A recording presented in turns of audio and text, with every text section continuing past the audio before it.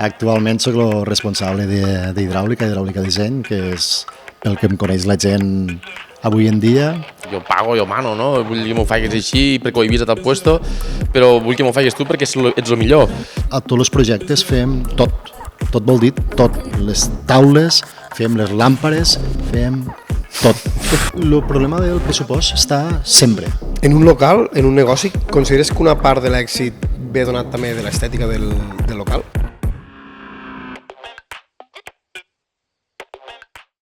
Benvinguts a Bones o a Males, el podcast més desenfadat de les Terres de l'Ebre.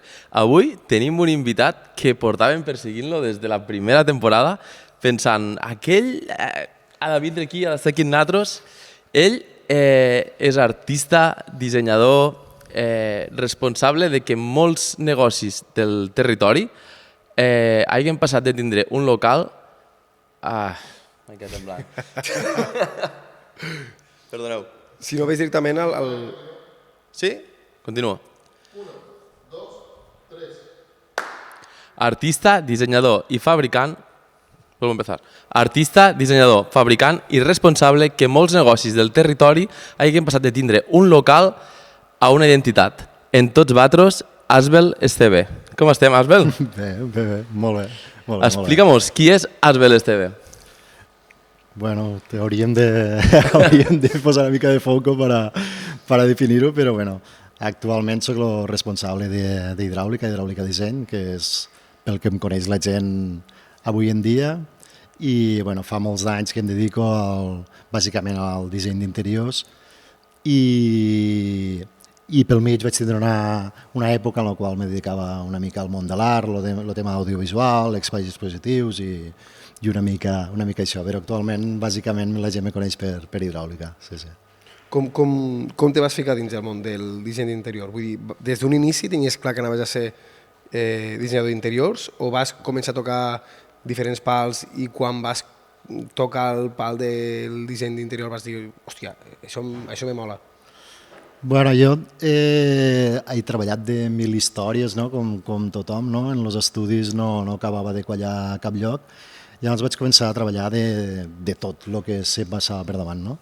Finalment vaig acabar caent a una tenda de mobles a la Sénia i casualment era una tenda de mobles en la qual treballaven en mobles de molt de disseny italià, molta qualitat, i allò me va començar a entusiasmar moltíssim. I allí ja molt ràpid me van proposar de quedar-me a la tenda. Després ja em proposaven que per a fer els sets que es muntaven dins la tenda, per a una habitació, un no sé què, em diuen, hòstia, Asbel, això ho podries fer tu. I allà ja vaig començar a pensar els colors de les parets, a pensar coses, i la cosa una mica va vindre com donada. Hòstia, molt orgànic, vull dir, molt... Sí, molt orgànic. I jo sí que és veritat que jo sempre havia tingut com la fixació de dedicar-me al disseny industrial. M'agradava molt com estaven fetes les coses, els mobles, els encaixos, i jo realment la meva vocació jo crec que era el disseny industrial. Però com aquí a Amposta estava a Sardi, feien disseny d'interiors, era com tot molt fàcil. I llavors podia continuar treballant, podia estudiar i així ho vaig fer. Nou patrocinador, Llar i Complements. Anem a passar 24 hores treballant en ell. Como no es lo mismo vivirlo que contarlo, Som-hi. adentro. Vinga, va. Què fem, Carlos? Bon dia, nois. Aquí teniu, per a començar a treballar, que hi ha molta feina. Així? Ja, Sí, hi ha molta feina, tio, no podem parar. Pues Vinga, va, som-hi. Això què? A la taula? Què? A la taula? A on, aquí?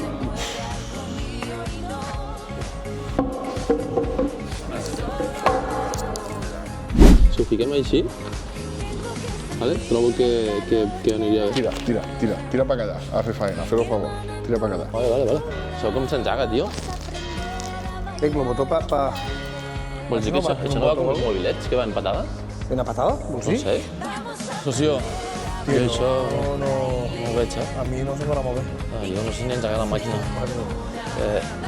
Ho deixem per professionals, això. Que ho feia Carlos, que és un crac, i nosaltres a parlar i a gravar podcast. Ara basta. No, deixem-ho estar. Andiamo, És una retirada de temps. Somos solo baile, tú y yo, hipnotizados como nadie.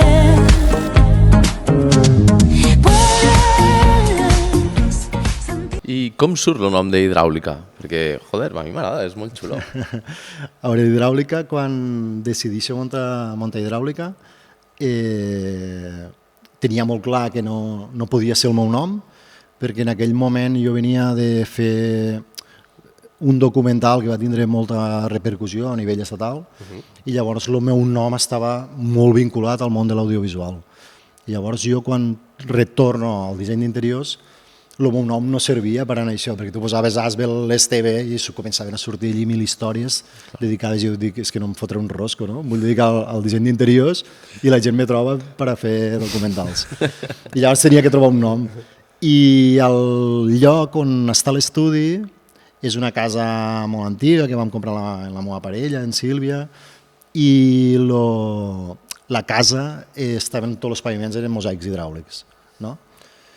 I llavors, doncs, bueno, donant-li moltes voltes, que si teníem 3 o 4 noms, que no sé què, que no sé quantos, però era com també una cosa molt orgànica, que la casa estava plena de mosaic hidràulic, doncs, bueno, hidràulica. Havia de ser hidràulica. I també m'agradava molt que sonés com una fàbrica, com algo com molt industrial, no? Hidràulica, sonava com molt... Sí, però a més té un lligam molt en... Jo, tot el que és tema hidràulic, bueno, tot el que són els terres hidràulics, seria correcte? Sí, sí, sí. Ho tinc molt relacionat en el rotllo que tu fas, vull dir, tocant fusta... És que venia aquí, totalment. Jo, quan vaig veure el teu estudi, per primera vegada, jo venia d'estudiar de Barcelona, i me'n recordo que vaig passar per davant, i vaig dir, hòstia, hidràulica. I a més no ficava res més. Sí, no, només posava això. Estava el logotip, hidràulica, sí. I me'n recordo que et vaig buscar per Google i tampoc me sorties. I pensava, uah, això què és, tio? Això és quina locura és. I al cap de no res, al cap de poc temps, no sé si va ser primer la sifoneria o va ser... Primer la sifoneria. Va ser primer la sifoneria? Sí. Parlant en Sam, me dir, hòstia, és que m'ho ha fet Asbel d'hidràulica, i allí el local de la sifoneria ja té una personalitat, ja té un fons... El local de la sifoneria va trencar esquemes en posta. A partir d'allí els negocis van passar, ara ja no sé, Bar Juanito, a buscar algo més... A cuidar l'estètica, sí. A cuidar l'estètica. Que aquí no es cuidava. De fet, en Sam ho vam dir, va ser el primer local d'apostar... Sí, bueno, no sé si va ser el primer, però com a mínim era això, no? Sempre quan intentes, almenys jo quan intento fer un local, és que allò pugui contar una història, no? I sobretot el que m'interessa és que sigui un disseny atemporal i funcional. Vull dir, a mi no em serveix de res poder fer coses superglamuroses, superbrillants, jo què sé. El que m'interessa és que les coses funcionen, que tinguin personalitat, que les pugues tocar. Com definiries el teu estil en 3 paraules així més o menys? A nivell concepte, pam. Segurament seria fet a mà. Fet a mà seria una bona definició, jo crec. Perquè tots els mobles te'ls fas a mà? Vull dir... Sí. També quan, en el que parlàvem abans de relacionar-ho amb el mosaic hidràulic. El mosaic hidràulic és un mosaic que es té que fer a mà. No hi ha altra fórmula, no? Se tira a una terra, se fica un mollo, es fiquen uns pigments, i allò se prensa, i per això es diu mosaic hidràulic, no? La premsa amolla la humitat i es queda la peça feta, no? Són peces que es fan una a una. Llavors tenia molt de sentit també que l'estudi es digués hidràulica per això, perquè fem els projectes un a un. Ara ja no ho fem tant perquè el volum de feina ja és un altre i la cosa es fa gran, però al principi a tots els projectes fem tot vol dir tot, les taules, fem les làmpades, fem tot. Què fas, Tito? Aquí, mirant este quadret que ens han portat de Nono. De Nono? Sí, nou patrocinador que ha entrat Nono. Ah, sí? Claro. Pues, també ha entrat Marc. Vols un formatge? Sí, claro. Marc de la formatgeria de la Ràpita? Sí. Sí, ha entrat i cintograpats també. I Llari Complements. I qui més ha entrat? Ens fem falta abogats, no? Sí, jo en la navaja em farà falta. Pues també ha entrat Grup Tàndem, xaval. I per viatjar? Dani de viatge. Buah, Així que ja ho sabeu, aquí teniu tot el set complet. Així que moltes gràcies a tots els patrocinadors per confiar en nosaltres un any més. I tu, que estàs mirant-nos i no estàs subscrit... Que és gratis. Tio, ja, a Instagram, a YouTube, a Spotify, si no, això no té futur. No. Ciao.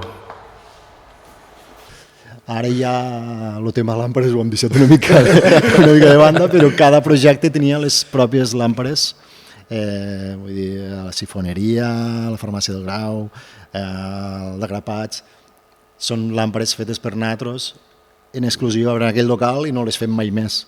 T'ha contat el secret ja, Cinto, o no?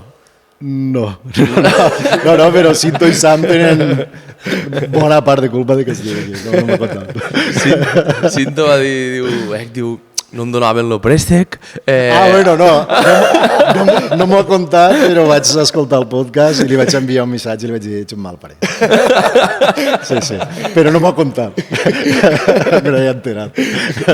Com us ho contava, hòstia, Bueno, va ser molt bo. quin fart de riure. Va ser molt bo. Jo, el tema de treballar la fusta, vull dir, en quin moment vas dir, treballaré, per què fusta i no alumini o qualsevol altre... Sí, perquè m'apassiona. La fusta m'apassionen els materials naturals, m'apassiona l'artesania, vull dir, era una mica lligar-ho tot. En realitat, al principi fem mobles en ferro. Fem taules, les típiques taules que en aquell moment se començaven a veure, que eren estructuretes de ferro, en 4 peces de mosaic hidràulic i això. En plan industrial? Sí, això ho vam fer al principi. I fem coses en ferro, però el que una mica me portava sempre era a fer coses en fusta i sobretot perquè quan parlem de fusta parlem d'un tros de fusta, un tronc, no parlem de coses que s'assemblen o coses de plàstic que imiten. I llavors una mica era això, buscar de treballar en materials sobretot naturals. I normalment quan ve un client, no? Sempre busca moda, entenc. Xoca una mica, a vegades en les teues manera de treballar o expectatives, com ho gestiones això? Sí, l'avantatge entre cometes és que ara ja han passat uns quants anys, d'aquí 15 dies farem 10 anys, vull dir que això està aquí, i llavors l'avantatge és que ara la gent quan me ve a buscar ja sap el que vol. Vull dir, això ja és un gran què. Claro, que tens quan una marca, truca ja sap tens la marca feta ja. Ja saben que volen que els ho faci jo, ja saben què, bueno, això està bé. Llavors també hi ha clients que arriben i tenen unes idees, doncs lo típic, no? Les coses que veuen a Pinterest o coses que veuen a Instagram, coses que veuen per ahí, i llavors això doncs, ho has d'anar moldejant, no? Ho has d'anar moldejant una mica. Te deixen treballar o encara... Sí, la veritat és que sí. Perquè a vegades pot estar d'allò aquell de dir jo pago, jo mano, no? Vull que m'ho facis així perquè ho he vist a tal puesto, però vull que m'ho facis tu perquè ets el millor. Però clar, tu llavors has de dir, vale, però l'artista soc jo i la meva identitat és la meva identitat. Sí, el que passa que ja t'he dit, com sempre busco la funcionalitat, sempre busco una estètica molt amable, vull dir, és molt fàcil que tothom s'aproximen a això, jo crec. Llavors un client per moltes idees que tampoc són idees, sinó que és un collage d'imatges que han vist per ahí i diuen, no, si m'agrada això, i tu dius, bueno, vale. o això. A veure com ho fumem, això. Normalment el que m'agrada molt fer és parlar amb els clients. Com a més millor, me comencen a explicar moltes coses i jo començo d'allò, i llavors una mica te vas muntant ja la teua... En tot el que has escoltat ja més o menys ja veus per on la cosa pot fluir. Què és el primer que captes d'un client? De dir, la primera sensació per a saber si era això. Sí. Saps de dir, m'explica la Bíblia, aquesta persona, però pum, és allò. Ja veig el projecte. Com ho visualitzes això? Ostres, perquè això és molt artista. Sí, però... No et sabria dir en quin moment, perquè hi ha gent que et sorprèn moltíssim. Hi ha gent que, pel motiu que sigui, t'es comencen a explicar coses i dius, hòstia, aquí no podrem arribar mai a un punt. I després la cosa comença a fluir i surten projectes superinteressants. I al contrari, gent que aparentment molt oberta de mires i tal, i dius, aquí disfrutarem, i després la cosa es comença a canalitzar d'una manera que no acaba de fluir. Vull dir que no sabria en quin moment, però sí que passa moltes vegades que estàs parlant i dic, ja ho tinc, ja està. I continuem parlant 2 hores més, però ja està. I en aquesta gent que al principi pot ser molt oberta de mires i després se va torçant l'assumpte, és possible perquè si li acaba el pressupost i s'ajuste més i llavors te condiciona tu? el problema del pressupost està sempre. Clar, és que... Vull dir, aquest problema està sempre. Per molt que tu intentes fer...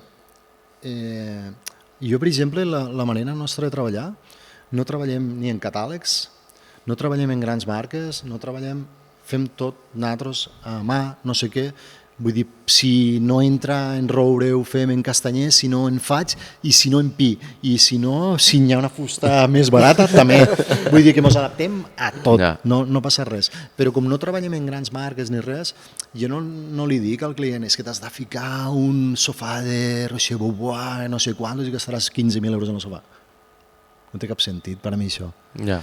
Però igualment, encara que hi ha gent que té un pressupost molt baix, i diem, vale, quan tens? Tenim això? Doncs veuré què podem fer això. Aquesta és una opció. Llavors, l'altra opció és de dir, i la meva proposta és aquesta.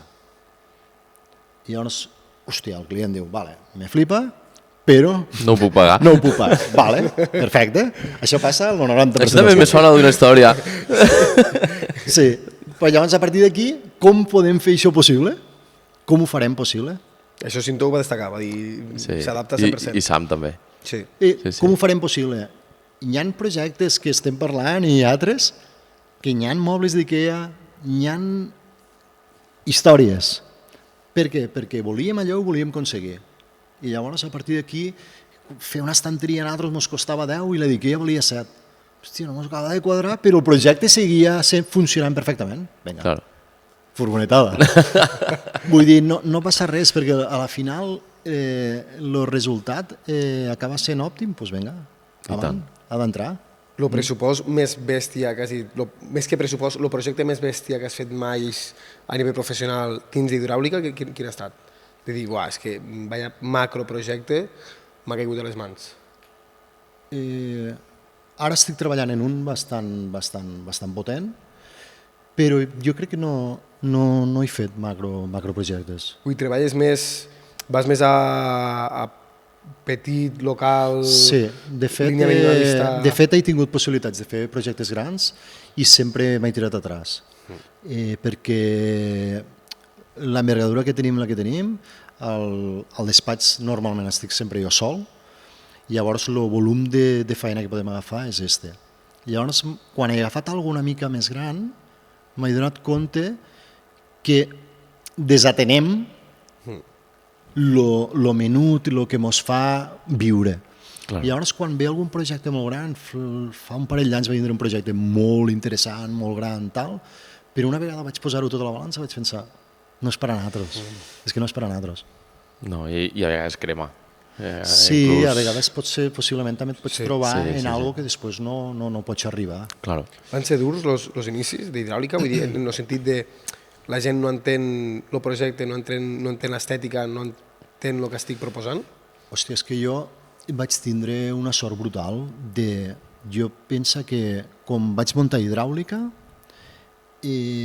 vaig fer 4 cosetes menudes, molt menudetes, i jo estava dissenyant algun moble perquè tenia temps lliure, estava fent cosetes, i llavors me van trucar Sam i alguns amics que ells portaven un local, no em recordo quin era, el Guiar, no sé quin era, que volien fer unes millores dins i van pensar en mi. Això va ser molt al principi d'hidràulica, però molt al principi vol dir al cap d'un mes, vull dir, recent... Vaig anar allí, els hi vaig fer unes propostes i els hi van flipar, no sé què, no sé quantos, però allò no es va portar a terme per tema de pressupost o no sé per quin motiu, allò no es va fer mai. Vale? Però al cap d'uns dies em va trucar Sam i em va dir és que estem pensant en agafar un local que era tal, no sé què, no sé quantos, i llavors, claro, això va ser una catapulta bestial. I acabant pràcticament la sifoneria va vindre Cinto un dia que no ens coneixíem de res, és que he pensat que... I clar, va ser tot una... És que va ser una roda. És que va ser una roda. Quins locals més has fet aquí en posta, a part del de Cinto i del de Hòstia, Sam? me'n deixaré segur. No ho sé. Bueno, així que no ho sé, Marton, Moda, Vale. Sí. també és un projecte que em sento molt orgullós, un projecte molt xulo, què sé jo, no ho sé. Hòstia, no? També has estat tu?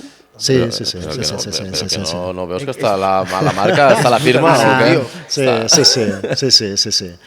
Ara la romàntica, també. Ah, molt bé. Vale. Sí. Ara també hem fet un estudi de un despatx de psicologia, no? També l'hem acabat ara, vull dir, petits projectes que anem fent, el que passa que també al principi, entre cometes, comunicàvem bé, i quan fem un projecte el publicàvem i de més i hem estat com no sé quants anys sense publicar res. I, Bueno, ara fa poc vau fer la campanya aquesta que vau... Sí, això és un projecte nou també. Molt guai. Sí, això és un projecte nou que també arrenca ara. Quin projecte és?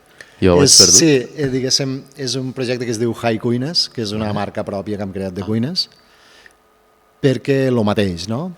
El tema del món de la cuina està super estandarditzat, super industrialitzat, super quadriculat, i nosaltres sempre fem cuines en un puntet, no? Pues, busquem les guies d'allà perquè ens semblen que són les millors que van, comprem esta fusta perquè pensem que... I llavors sempre acabem creant unes cuines que no existeixen. I llavors tenia molt de sentit que creéssim la nostra marca pròpia i això ho estem presentant ara estos dies, que són els cartells estos que heu vist que hem penjat i tot això. Que guai. Sí. A mi m'és una putada perquè jo que vull arreglar la casa i justament he de fer la cuina gran, quan ho vaig veure vaig dir, buah, xaval, quin pastissal que em deixaré en la cuina, tio. Vull dir que quan ho vaig veure va ser com, uau. Bones, què passa, Dani? Què dius, Ivan, tio? Mira que te tinc preparat. Opa! Que xales el molt. Hola, Gerard. Què? Cabrón, vaya en serio, no es broma, m'ha fotut, tio. Sabràs conduir això, no? Este bitxarraco. Me fa temor perquè jo, això de marxa automàtica, això és un molt nou, tio. Jo no l'he portat mai. Ai, mare, on està lo tercer pedal aquí? Ai, mare, li pegaré el bordillo. Mare Déu, que és nou ese cotxe. Estos d'autoquejigos s'han portat, eh? S'han anat, tio. Vaya... A bones o a males, este cotxe ha d'arribar sencer. A bones o a males. A veure si s'acelera bé. Oh, confico la segona aquí, confico. No, no tot sol. Una finura, Debí tirar más fotos de cuando te tuve. Debí darte más besos y abrazos las veces que pude. Ey, ojalá que los míos nunca se muden. Y si hoy me emborracho, pues que me ayuden. Debí tirar más fotos de cuando te tuve. Debí darte más besos y abrazos las veces que pude. Ojalá que los míos nunca... Fem un joc, va, fem un pressupost així en directe o no? Explica-li més o menys i que t'ho digui així. No. Jo primer tot vull veure l'espai que tinc, perquè tinc una casa que està juntament en un magatzem, i aquí al magatzem vaig dir, tot ben paret i este magatzem el fem cuina. I primer vull visualitzar bé i dir, vale, aquí fotrem la cuina de tal manera, i aleshores que vingui i diguen, no, el que has proposat... Lo dia que s'hagi de fer això farem un reel, vindrem i ho gravarem. Compro, sí, estic d'acord. Sí, gravem com te desmonto les teves idees. Me presento jo en un croquis, mira, havia pensat aquí això, i això és pam. Pa com els cuiners, saps? Sí, home, claro, com a mínim la distribució la tindràs clara, no? On estan els focs, les neveres, tot això ho tindràs. Sí, nosaltres, i frit, en un principi, jo me'n recordo que vaig parlar en la Tere Arnal, ella és arquitecta, i estàvem a Horta Sant Joan parlant, tal i qual, i vaig dir, hòstia, és que Tere, he de fer lo local i no sé com punyetes fer-ho tot, i em va dir, hòstia, per què no parles en Asbel? I vaig dir, hòstia, pues sí. Total, que ens vam ajuntar els 3 socis i vam dir, hòstia, quanta pasta tenim? I vam rascar les butxaques i vam dir, hòstia, jo porto 5, jo en tinc 10, i vam dir, que esperem una miqueta i quan rasquéssim algo de calés, llavors arreglarem la part de l'interior. Però en un principi comptàvem amb tu per... Però torno a lo que dèiem abans, és que han fet projectes en un pressupost ridícul, però ridícul. I és moltes vegades és més... Quan entra algú per la porta i veus aquella motivació, el que parlàvem abans, de gent que hem parlat moltíssim, però és igual. Jo quan vaig veure, quan va entrar per la porta Cinto... És que lo de Cinto... És que això s'ha de fer, tio, com siga. Com siga. S'ha de fer perquè tu veus aquella il·lusió, aquella motivació. Dius, hòstia, és que aquests projectes són els que, són els que et motiven i els que t'omplin, perquè en realitat tindre un pressupost bestial i tot això està molt bé, però més faena. En un local, en un negoci, consideres que una part de l'èxit ve donat també de l'estètica del local? Totalment. 100%. 100%. No en tinc cap dubte. No en tinc cap dubte. És importantíssim.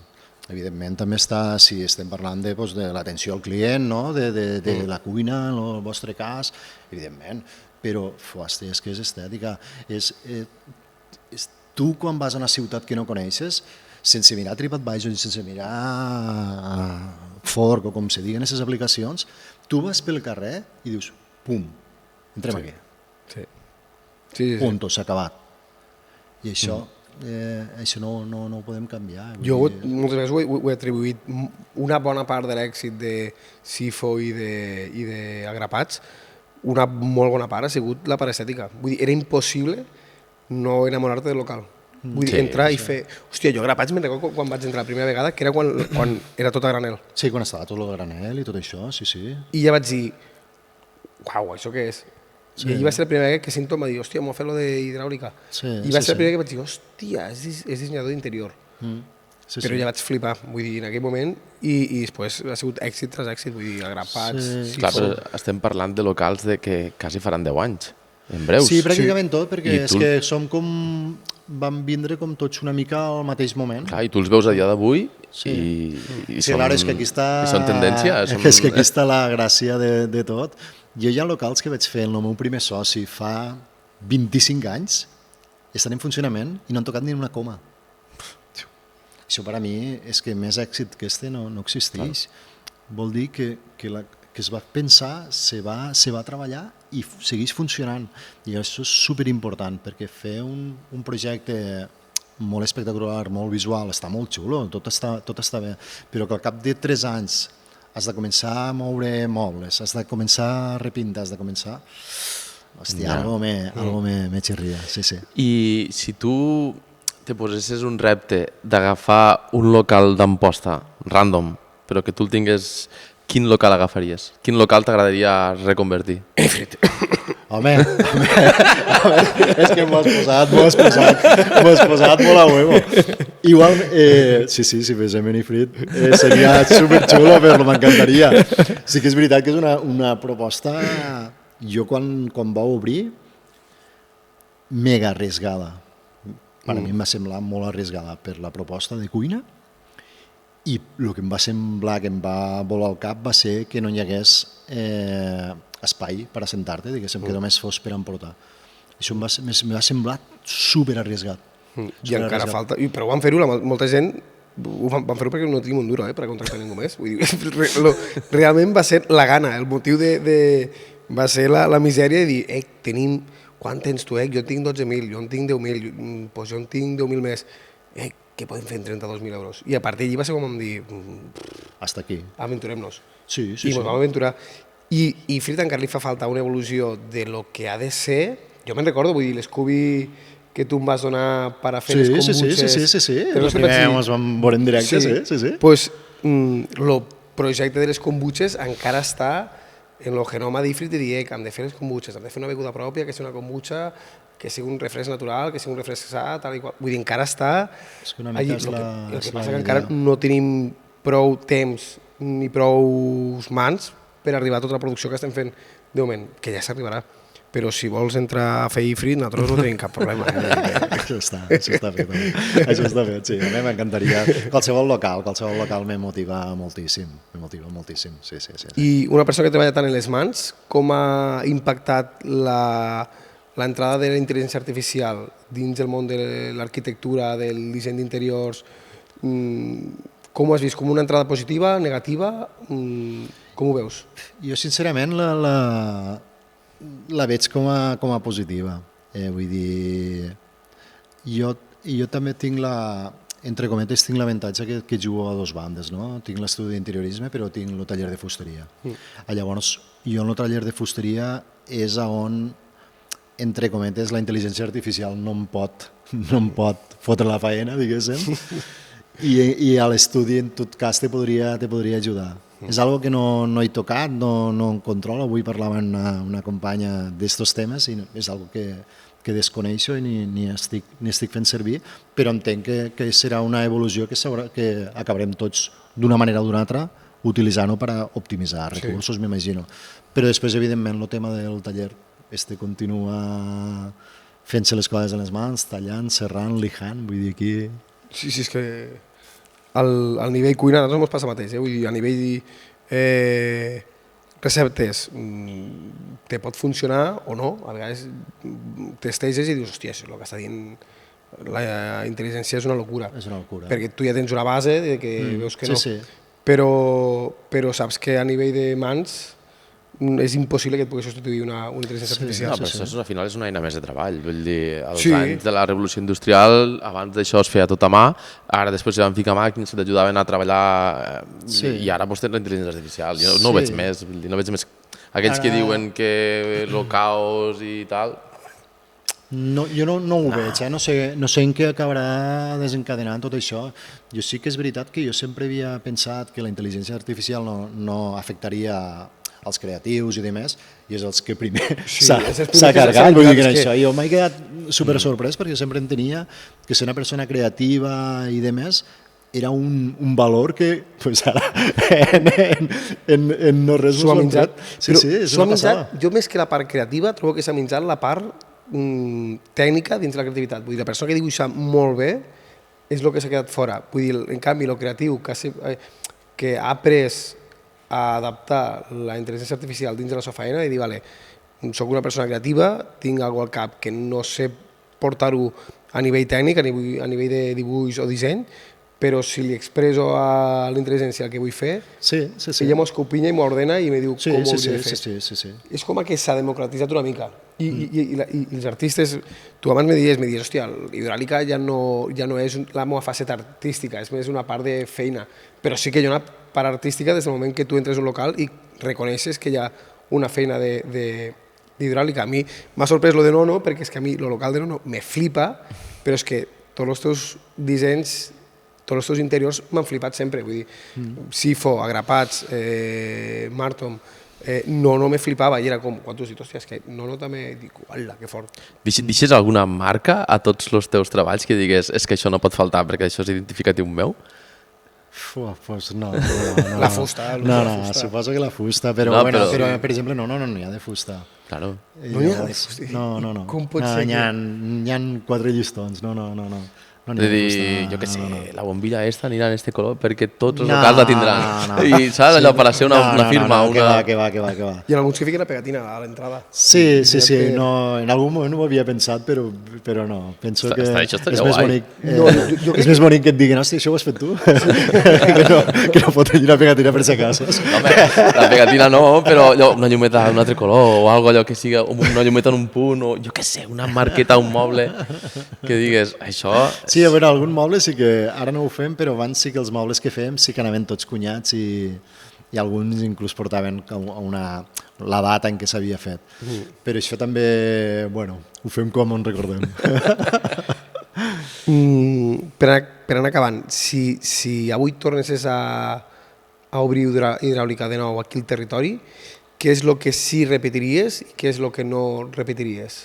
Lo que repetiria jo crec que seria tot. És que no deixaria de repetir res, perquè és que ha sigut un procés molt xulo.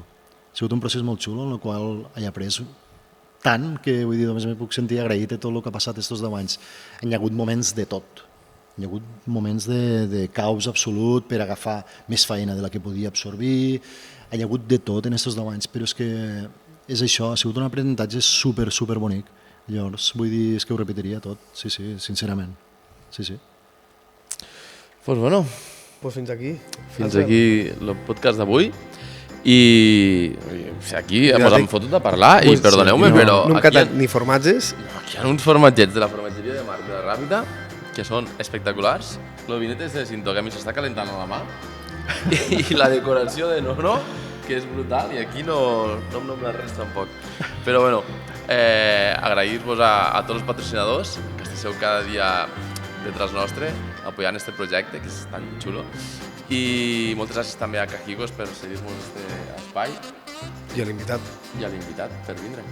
Asbel, moltes gràcies per venir i espero veure't prompte a Ifrit decorant l'interior. M'encantaria només donar-vos les gràcies per invitar-me i ja sé que ha costat que arribi, però ha arribat el dia i la veritat que m'he passat molt bé, molt agraït. Guai. Doncs ara ens ho passarem millor perquè ara tallarem càmeres i ens acabarem tot este mitjà que hi ha aquí. És el moment. És el moment. Chicos, moltes gràcies per haver arribat fins aquí, així que... Adeu! Gràcies, Déu. Què fas, Tito? Aquí, mirant este quadret que ens han portat de Nono. No? Sí, nou patrocinador que ha entrat Nono. Ah, sí? Claro. Ah, pues, també ha entrat Marc. Vols un formatge? Sí, claro. Marc de la formatgeria de la Ràpita? Sí? Sí, ha entrat i cinto grapats també. I Llari complements? I qui més ha entrat? Ens fem falta abogats, no? Sí, jo en la navaja em farà falta. Pues també ha entrat grup tàndem, xaval. I va viatjar? Dani de viatge. Buah. Així que ja ho sabeu, aquí teniu tot el set complet. Així que moltes gràcies a tots els patrocinadors per confiar en nosaltres un any més. I tu, que estàs mirant-nos i no estàs subscrit, Que és gratis.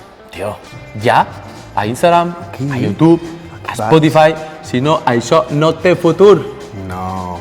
Ciao.